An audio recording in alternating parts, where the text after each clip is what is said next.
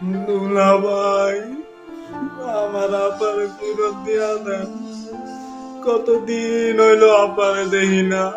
কতদিন কতদিন আপার মুখে শুনি না স্বজন হারার বেদনা।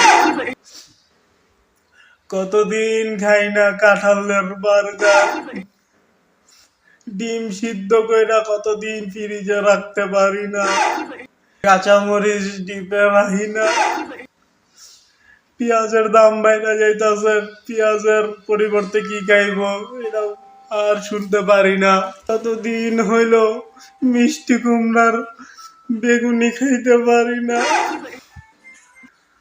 লাগলে আমারে লইয়া যান, আমার আপারে ফিরাইয়া দেন, আমার আপারে আমার কাছে দিয়া দেন। অনেক দিন তো রাখলেন,